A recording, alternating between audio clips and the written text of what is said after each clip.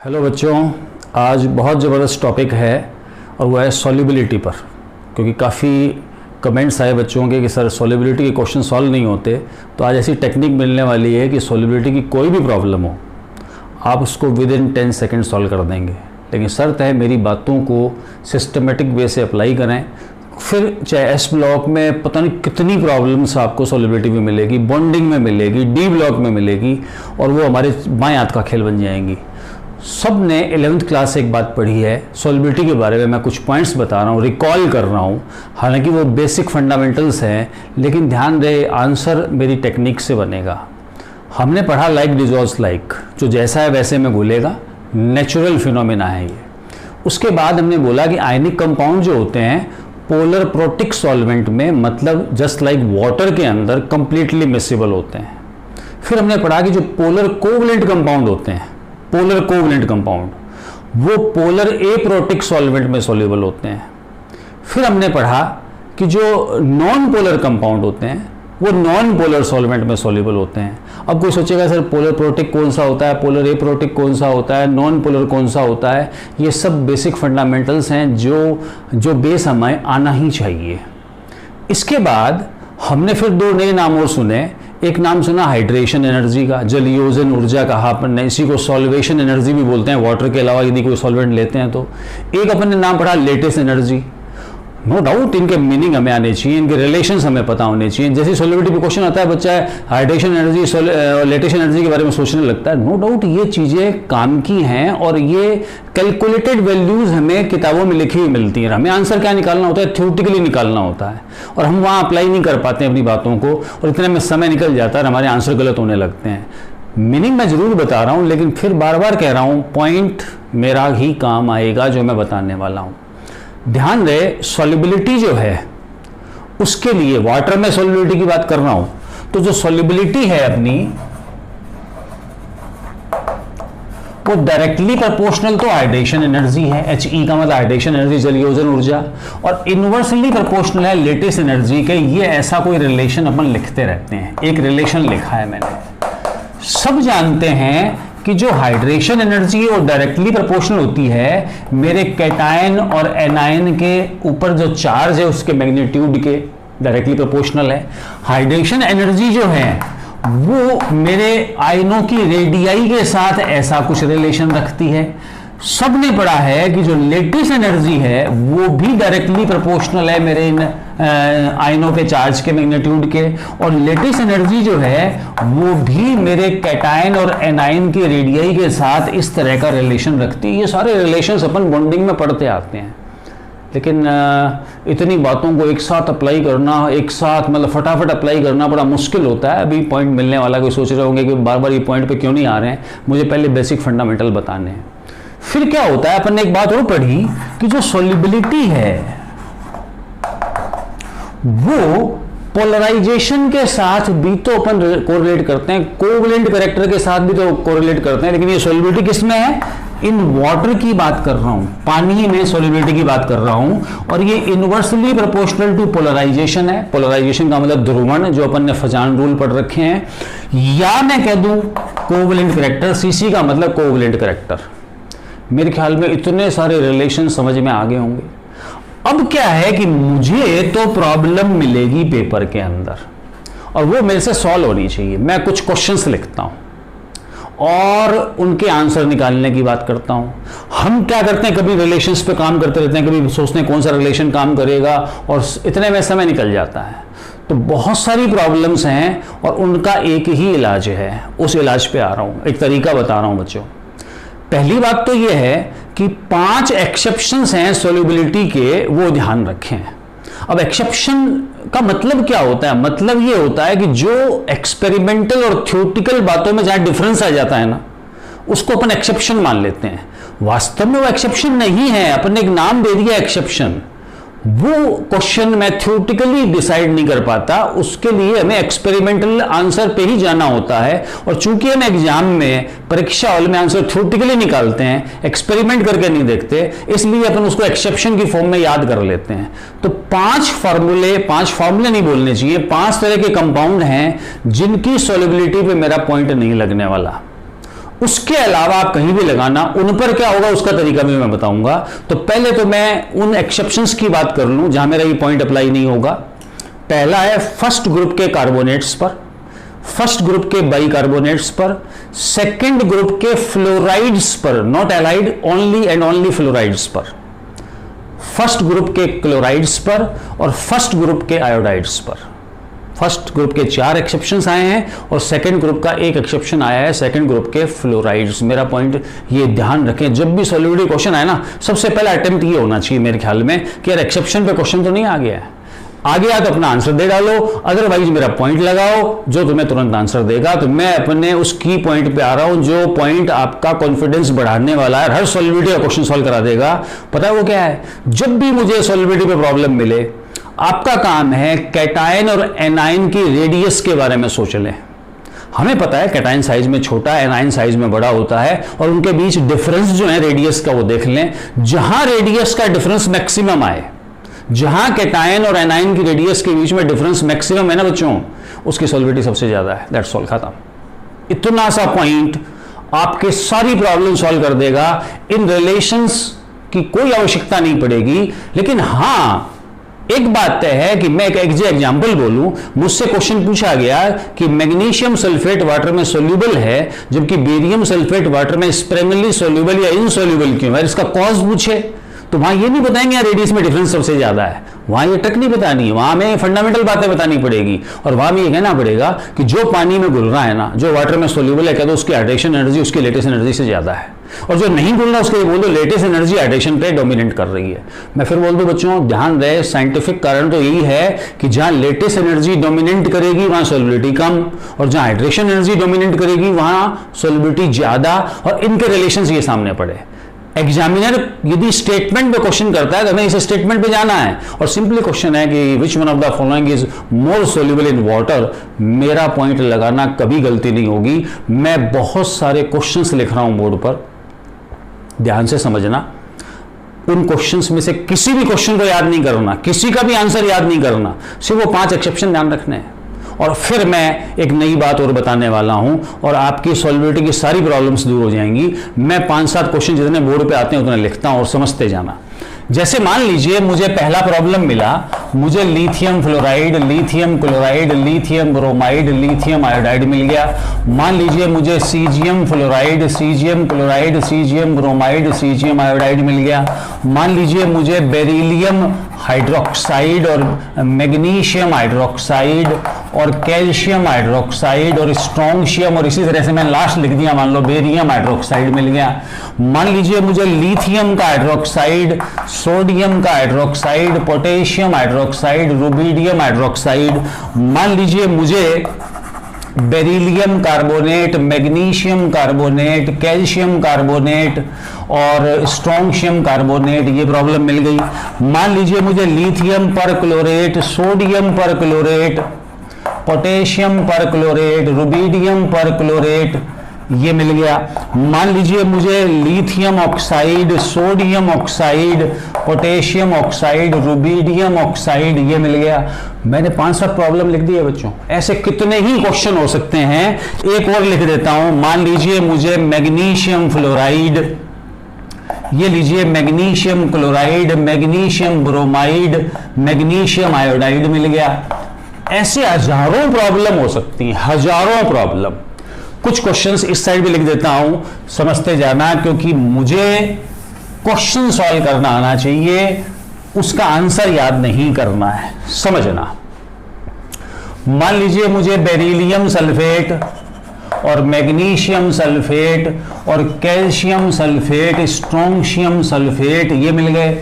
इसके अलावा कितनी ही प्रॉब्लम हो सकती हैं।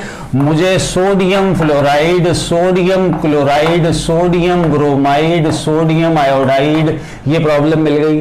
अब मैं इनके आंसर निकालता हूं, फिर मैं और क्वेश्चन लिखता हूं, उसे कोई अंत नहीं है, कोई लिमिट नहीं, हर क्वेश्चन की आंसर मिलनी है। बस सीखते जाना, मेरा पॉइंट अप्लाई करते जाना। पॉइंट क्या था? जहां कैटायन एनायन के बीच रेडियस डिफरेंस मैक्सिमम है, सॉल्युबिलिटी उसकी मैक्सिमम बता दें। मैं पहले क्वेश्चन पे आया, मुझे पता है लिथियम कॉमन चल रहा है सब में, एनायन चेंज हो रहा है, मुझे पता है कि ये एनायन सबसे बड़ा है, लिथियम कॉमन था तो क्या यहां आयनों में रेडियाई के बीच डिफरेंस मैक्सिमम नहीं हो गया? इट मीन्स सॉल्युबिलिटी का ऑर्डर ये है। सबको समझ में आ गया हो? सिर्फ कैटायन एनायन के बीच रेडियस चेक कर ले, कहां मैक्सिमम डिफरेंस है। मैं यहां आया, मेरा कैटायन कॉमन चल रहा है, एनायन जो है चेंज हो रहा है, क्या ये बड़ा एनायन नहीं है? ये कैटायन कॉमन चल रहा है, मतलब यहां डिफरेंस क्या है? कम। यहां डिफरेंस क्या है? ज्यादा। फिर सीखें, ये सबसे छोटा एनायन, कैटायन कॉमन चल रहा है, यहां डिफरेंस मैक्सिमम है। इस बार सॉल्युबिलिटी का ऑर्डर ये है। मैं यहां आया, मेरे कैटायन चेंज हो रहे हैं, हाइड्रोक्साइड सेम चल रहा है, और ध्यान रहे सबसे बड़ा कैटायन ये है, OH माइनस का साइज तो सब में कॉमन ही चल रहा है। इसका मतलब मेरा सॉल्युबिलिटी का ऑर्डर ये है। कितना आसान है बच्चों, किसी क्वेश्चन का आंसर याद नहीं करना, ये बात अप्लाई करो, आंसर मिलेगा। लेकिन मान लो कि मुझे पूछ ले ये मैक्सिमम सॉल्युबल क्यों है, कारण कह दो इसकी हाइड्रेशन एनर्जी ज्यादा है लेटेस्ट से, साइंटिफिक लॉजिक वही बताएं, लेकिन हमें क्वेश्चन का आंसर निकालना है, मेरा पॉइंट अप्लाई करें। मैं यहां आया, एनायन मेरा कॉमन चल रहा है और मैक्सिमम डिफरेंस रेडियाई का यहां चल रहा है। मैं फिर कह रहा हूं मेरा एनायन कॉमन चल रहा है, कैटायन चेंज हो रहा है, मैक्सिमम डिफरेंस मेरे पास यहां है, इसलिए मेरा आंसर ये है। फिर कह रहा हूं मेरा एनायन कॉमन चल रहा है, मैक्सिमम डिफरेंस रेडियाई का इस जगह है, तो मेरा आंसर ये है। फिर कह रहा हूं कि मेरा एनायन कॉमन चल रहा है, मैक्सिमम डिफरेंस जो है ना रेडियाई का वो इस तरफ है, ये मेरा आंसर है। और फिर देख लो कैटायन कॉमन है और एनायन चेंज हो रहा है, मेरी सॉल्युबिलिटी का ऑर्डर ये है। यहां भी आप देख लें सल्फेट कॉमन चल रहा है और मैक्सिमम डिफरेंस इस जगह है बच्चों। ध्यान दें, सबसे छोटा और ये सबसे बड़ा कैटायन है, इसका मतलब सॉल्युबिलिटी का ऑर्डर ये है। और इस जगह मैं बात करूं तो मैक्सिमम डिफरेंस वहां आ रहा है, सॉल्युबिलिटी ऐसे इंक्रीजिंग ऑर्डर में है। वीडियो देखते ही एस ब्लॉक का चैप्टर निकालना, उसकी प्रॉब्लम्स निकालना, सॉल्युबिलिटी के क्वेश्चन करना, चुटकियों में हो जाएंगे और आपका कॉन्फिडेंस सातवें आसमान पे होगा। मैं फिर कह रहा हूं, और ऐसी प्रॉब्लम पेपर में आएगी और उसको अपन ऐसे ही सॉल्व करेंगे। अब मैं बताना चाहता हूं उन एक्सेप्शंस की बात जिन पे ये ऑर्डर नहीं लगाना, जिन पे मेरा ये पॉइंट नहीं लगाना। मैंने क्या बोला था, ये एक्सेप्शंस ध्यान रखना बच्चों, बहुत इंपॉर्टेंट बात है ये। लो, मैं एक्सेप्शंस की बात कर रहा हूं और मैंने भी क्या बोला था कि सॉल्युबिलिटी पे क्वेश्चन आती फर्स्ट अटेम्प्ट एक्सेप्शन होना चाहिए। हम फर्स्ट अटेम्प्ट या फर्स्ट पॉइंट ये अप्लाई नहीं करेंगे, हमारे आंसर गलत हो जाएंगे। तो मैंने बोला था फर्स्ट ग्रुप के कार्बोनेट, मैंने लिथियम कार्बोनेट, मैंने सोडियम कार्बोनेट, मैंने पोटेशियम कार्बोनेट, मैंने रुबीडियम कार्बोनेट और ऐसे ही सीजियम भी है, मैंने उसको नहीं लिखा। आप क्या देखते हैं, यहां वो पॉइंट नहीं लगाना, यदि लगाते तो ये मैक्सिमम और मिनिमम सॉल्युबल होता। वो पॉइंट जो मैंने अभी बताया उसका उल्टा आंसर आता है, इसलिए अपन कहते हैं ये एक्सेप्शन है। मतलब यहां solubility down the group increase हो रही है, कारण कहते हैं कि यहां लेटिस एनर्जी डोमिनेट करती है। रीजन मैं फिर बोल दूं, हम एक्सपेरिमेंटली निकालते हैं, हमें आंसर थ्योरेटिकली निकालना है। इसी तरह से फर्स्ट ग्रुप के bicarbonate, lithium bicarbonate, sodium bicarbonate, potassium bicarbonate, rubidium bicarbonate. फिर कह रहा हूं यदि अपने वो रेडियस वाला पॉइंट लगाओगे, रेडियस वाला पॉइंट लगाओगे तो ध्यान दे उससे उल्टा आंसर आएगा। इस बार भी सॉल्युबिलिटी इंक्रीज हो रही है, कारण यहां हाइड्रोजन बॉन्ड बताया जाता है, हाइड्रोजन बॉन्डिंग या डोमिनेटिंग फैक्टर रहता है।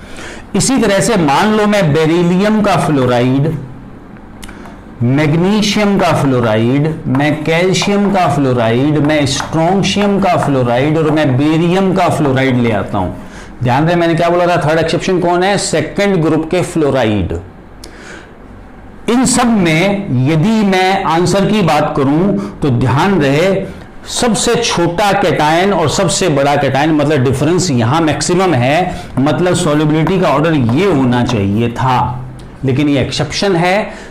जबरदस्त बात है, बेरिलियम फ्लोराइड की सॉल्युबिलिटी सबसे कम होनी चाहिए थी, सबसे आगे आ जाता है, बाकी जगह कोई दिक्कत नहीं है, इसलिए ये एक्सेप्शन माना गया। बेरिलियम फ्लोराइड की सॉल्युबिलिटी सबसे कम होनी चाहिए थी, होती सबसे ज्यादा, इसलिए एक्सेप्शन बन गया। मेरी बात पकड़ में आ गई अच्छी तरह से।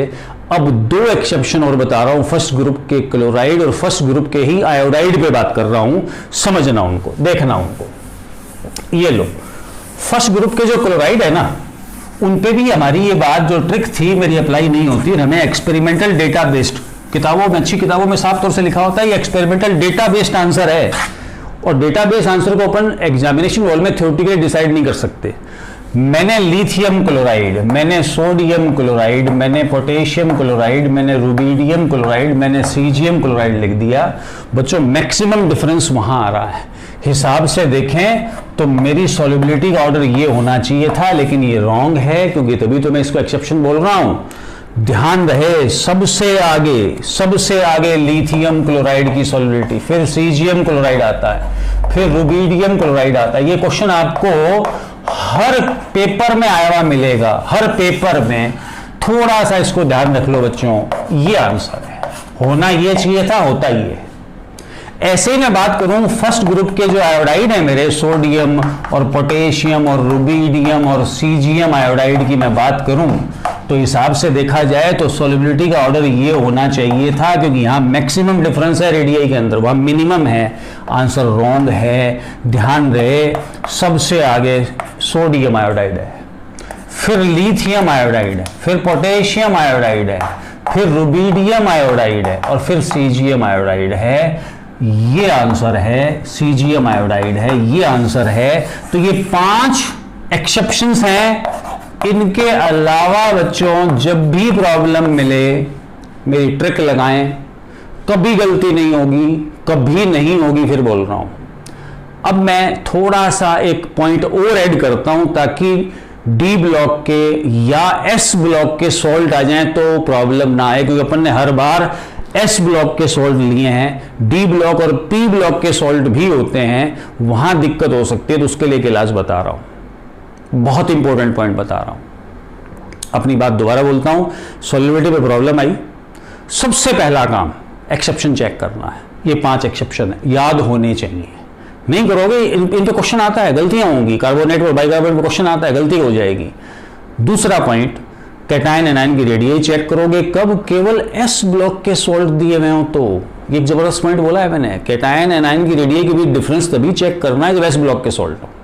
अब मैं बच्चों एक जबरदस्त बात और बताना चाहता हूं, क्योंकि देखिए सॉल्ट तो डी ब्लॉक के भी हो सकते हैं, पी ब्लॉक के भी हो सकते हैं। तो मैं चाहता हूं किसी भी तरह का सॉल्ट मिले और उसकी सॉल्युबिलिटी पे प्रॉब्लम आए तो मैं उसको नहीं छोड़ने वाला हूं, और मैं उसको कुछ सेकंड में ही सॉल्व करूंगा।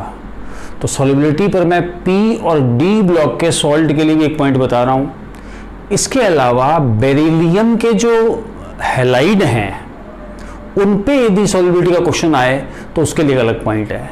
तो सुनते जाना सिस्टमेटिक वे से।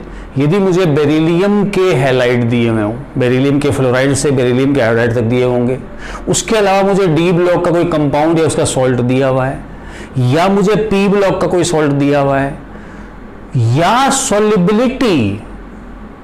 सॉल्युबिलिटी किसी ऑर्गेनिक सॉल्वेंट में पूछ ली है। ध्यान रहे, सिर्फ सॉल्युबिलिटी मेंशन है, अपन वाटर में सॉल्युबिलिटी की बात करते हैं, लेकिन मान लो किसी ऑर्गेनिक सॉल्वेंट में सॉल्युबिलिटी पूछ रही है, तो इन 4 केसेस में आप सॉल्युबिलिटी को पोलराइजेशन से डिसाइड करने वाले हैं। तो अपन ने फजान रूल पढ़ा जिसमें अपन ने पोलराइजेशन पढ़ा था, और हम जानते हैं कि जहां कोवलेंट करैक्टर ज्यादा आ जाएंगे फजान रूल से, वहां सॉल्युबिलिटी वाटर में कम हो जाएगी तो ऑर्गेनिक सॉल्वेंट में बढ़ जाएगी। तो मैं अपना पॉइंट बोल रहा हूं, रिपीट कर रहा हूं, बेरिलियम के हैलाइड आ जाएं, डी ब्लॉक के सॉल्ट या डी ब्लॉक का कोई कंपाउंड आ जाए, पी ब्लॉक के सॉल्ट आ जाए, और या सॉल्युबिलिटी आपको ऑर्गेनिक सॉल्युबिलिटी पूछ ली जाए, आप हमेशा आंसर पोलराइजेशन से निकालना। अब मैं कुछ एग्जांपल लेता हूं, समझना उनको। देखो, जैसे मान लीजिए मुझे कुछ क्वेश्चन और मिल गए, जैसे मुझे मिला कि SnCl2 और SnCl4 को ही कंपेयर कर लिया मान लो।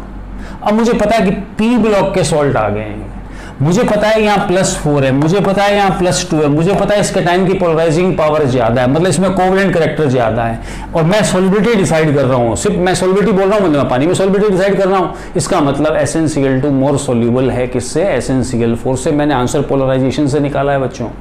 मान लीजिए मुझे डी ब्लॉक के 2 हाइड्रोक्साइड मिल गए, इनकी सॉल्युबिलिटी कंपेयर करवा ली। डी ब्लॉक का कोई कंपाउंड आ गया, मैंने फट देखा +3 +2, ये ऑक्सीडेशन स्टेट निकाली।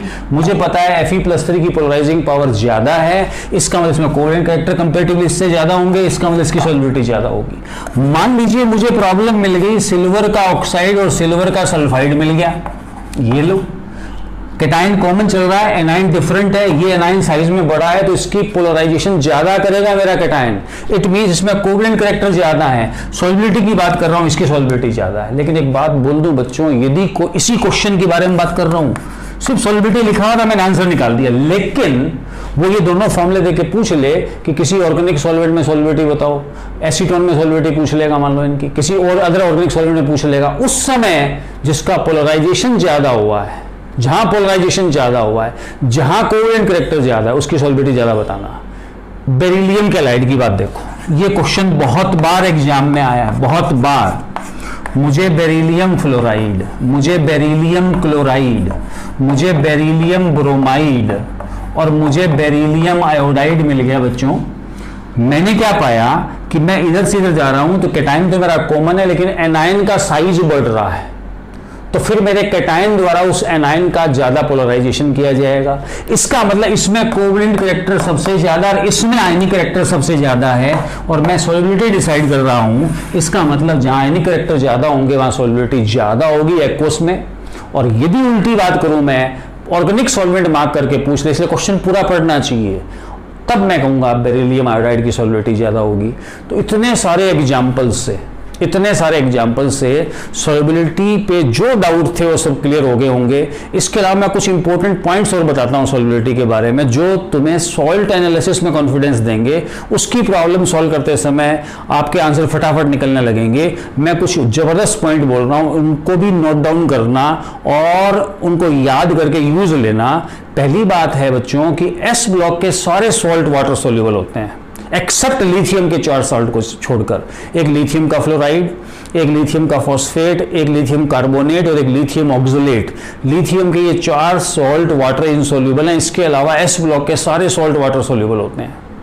दूसरी बात, ऑल मेटल एसीटेट और मेटल नाइट्रेट वाटर सोल्यूबल होते हैं। मेटल के सारे नाइट्रेट वाटर सोल्यूबल हैं। ये बात भी तुम्हें हेल्प करेगी सॉल्ट एनालिसिस में। इसके अलावा ध्यान दें, मेटल सल्फेट वाटर सोल्यूबल होते हैं। सिर्फ 4 मेटल सल्फेट ऐसे हैं जो वाटर इनसोल्यूबल हैं, ये याद करने लायक पॉइंट है। कैल्शियम, स्ट्रोंशियम, बेरियम और लेड सल्फेट वाटर इनसोल्यूबल हैं। ये पॉइंट बहुत हेल्प करेगा। मेटल के हैलाइड वाटर सोल्यूबल होते हैं, लेकिन कुछ मेटल के हैलाइड इनसोल्यूबल होते हैं वाटर में, वो भी याद कर लेना चाहिए।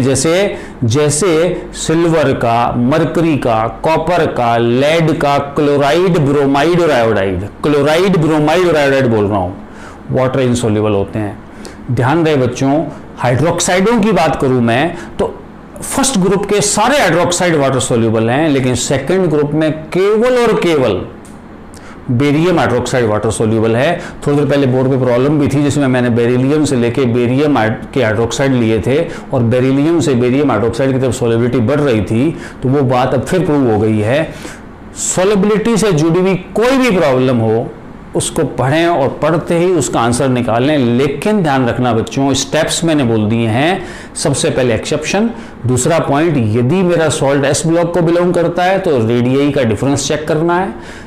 यदि मेरा सॉल्ट पी ब्लॉक का है या डी ब्लॉक का है या बेरिलियम के हैलाइड है या ऑर्गेनिक सॉल्वेंट में सॉल्युबिलिटी पूछी है, पोलराइजेशन से आंसर निकालना है और 5 एक्सेप्शंस का विशेष ख्याल रखना है। और अब वीडियो सुनते ही और देखते ही प्रॉब्लम सॉल्व करें। एस ब्लॉक और डी ब्लॉक और बॉन्डिंग की सॉल्युबिलिटी के सारे क्वेश्चन सॉल्व होंगे।